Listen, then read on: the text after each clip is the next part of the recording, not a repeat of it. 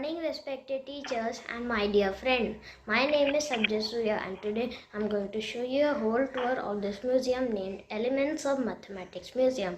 This is a museum about the categories of mathematics such as algebra, calculus, geometry, etc.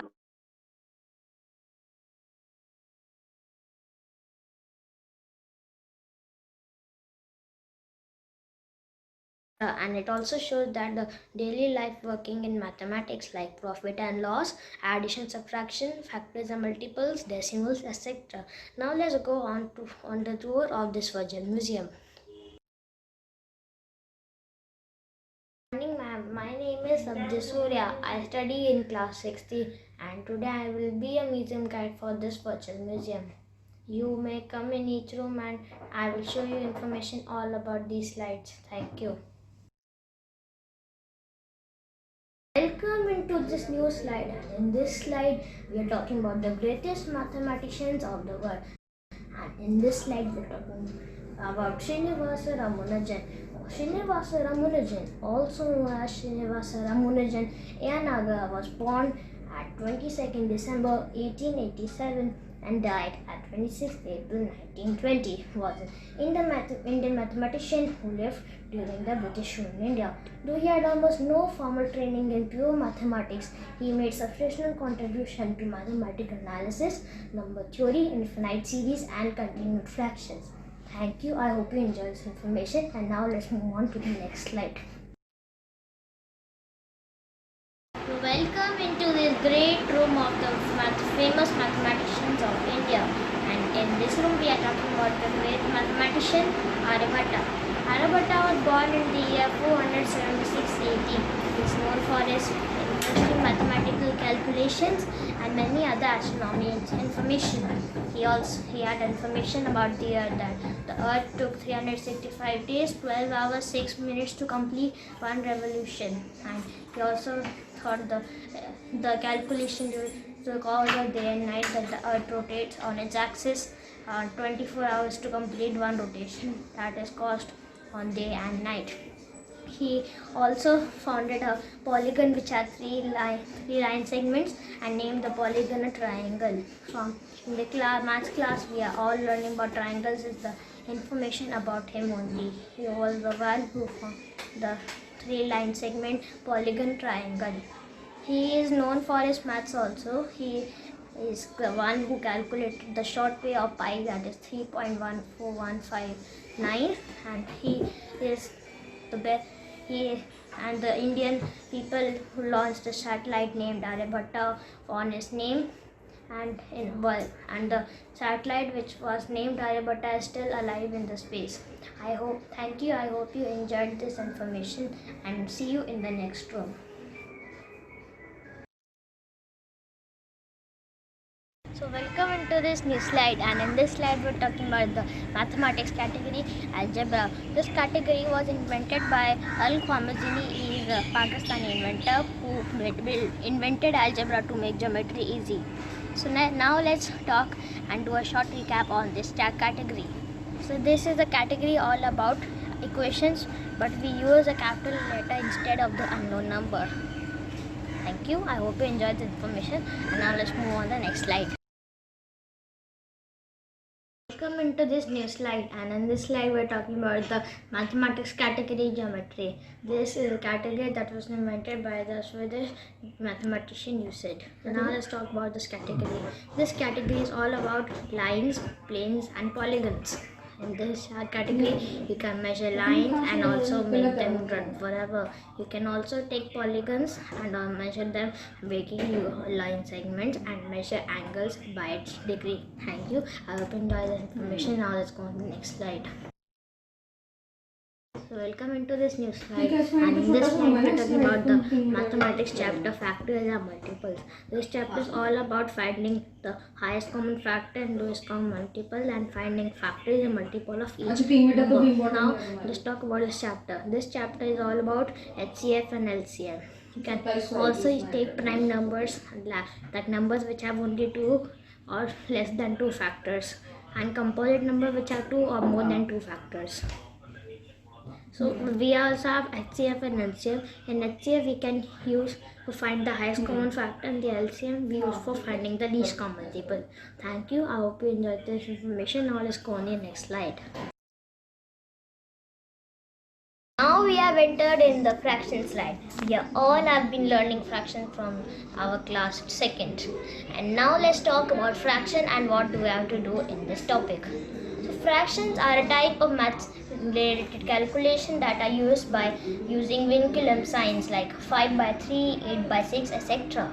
Fractions are many types. They are like proper fractions, improper fractions, like fractions, unlike fractions, equivalent fractions, and mixed fractions.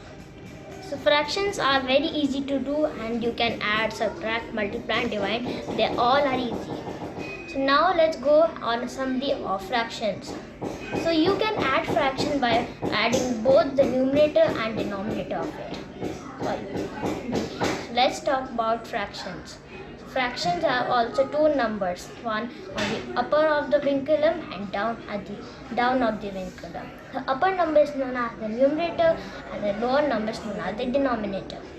And now let's do how we can add fractions. You can add fraction by adding both numerator and denominator, and the answer that will be your fraction added. You can subtract fraction by the same way, but you have to minus, not plus it.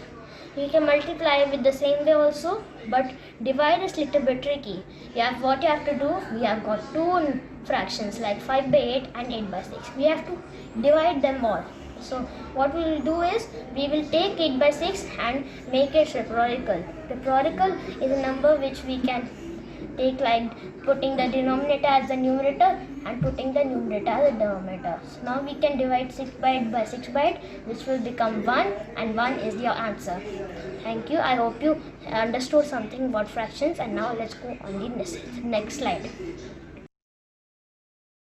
Welcome into this new slide, and in this slide we are talking about the mathematics chapter, profit and loss. This chapter is all about gain and loss. When a vegetable seller buys a vegetable for 50 rupees and sells the same vegetable for 40 rupees, then he gets a loss. If the vegetable price is 40 rupees and the vegetable seller changes the salt price for 60 rupees, then he or she will have a profit. So the general use for profit and loss is for this only. Thank you. Come into this new slide, and in this slide we are talking about the maths chapter, time and temperature. This chapter is all about time and the temperature around us. So we can calculate time by seconds, minutes, hours, days, weeks, year, decades or centuries. We can also calculate temperature by using Celsius, Fahrenheit, centigrade, etc. You can also use a thermometer for checking a human's temperature inside his body. Thank you. I hope you enjoyed the information. Now let's move on to the next slide. So now we have entered the decimal room, and this is a room. Decimal room is a room in which we can talk about decimals. So the main reason for decimals is for comparing points and its use. Now let's talk about decimals. Decimals is a value on which you have got numbers with points on the right side. Suppose we have a number 26.78. So this is a number in which the left side number is the unit number, the right side number is the point number. You can also place a value on it. So the general use for decimals is if the unit of the price of a thing is normally 36.56 rupees. So you will say that 36 rupees 0.56 paise. Thank you. I hope you enjoy this information. Come into this new slide, and in this slide we are talking about the mathematics chapter, mensuration. This is a chapter about measuring substances and 2D shapes. Now let's talk about this chapter. This is a chapter in which you can measure 2D shapes and 3D shapes. The calculation for this general uses for measuring area and measuring toy shapes. Thank you. I hope you enjoy this information. Now let's go on to the next slide.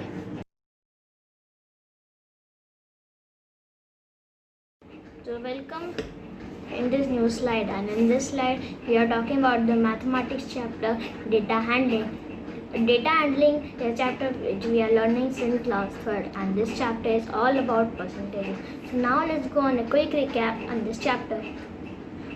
So we have a question that is related to data handling, like Amit collected 5 seashells on Monday, then he collected 4 on Tuesday, 3 on Wednesday, 2 on Thursday and 6 on Friday. So a question will be coming as on which day Amit collected the most seashells. So it answers really simple. Amit collected the most seashells on Friday, as the most seashells were 6 shells, and then it was collected on Friday. Then one question can also come as on which day Amit collected the middle shells. In the 6 divided by 2 is equal to 3, and 3 shells were collected on Wednesday. So Amit collected the middle shells on Wednesday. Thank you. I hope you enjoyed this information, and now let's go on the next slide. We have entered into the integral slide. This slide is all about the numbers which are compared as plus or minus. Now let's talk about integers. So integers are basically used for a price. Like if a man had -5 price and then a man had +2 price, so which price is better? Of course +2 is the best price, because -1 price is the lower side and -1 is lower, so we don't have to pay for it, we can pay for the +1. So this was the general use for integer. Thank you. I hope you enjoy this information. Into this next one, and in this room we are talking about the maths chapter, perimeter and area. We all have been learning about the perimeter and area chapter since class 4th, and it's very easy to do. So let's talk about perimeter, area, its definition and its general use. Definition of perimeter: it is the sum of two-dimensional shapes, like finding perimeter of square, rectangle, triangle, circle, etc. Now let's talk about area. Area is the landmass we need for making a land, such as finding area of square, rectangle, triangle only. So we can use perimeter for fencing around your house by taking the length and breadth of your house, multiplying it by the same number, and then you have a perimeter of it. You can take a fence and wrap around. You can take a fence and boundary it all around the house. That's the general use of perimeter. And for area use, we can take as a land we have to make. For architects who take for construction, they can use the area formula for building and constructing the building. Thank you. I hope you enjoy this information, and we'll see you in the next slide. Thank you for watching this presentation. I hope you enjoyed this presentation, and we'll see you in our next presentation. Thank you.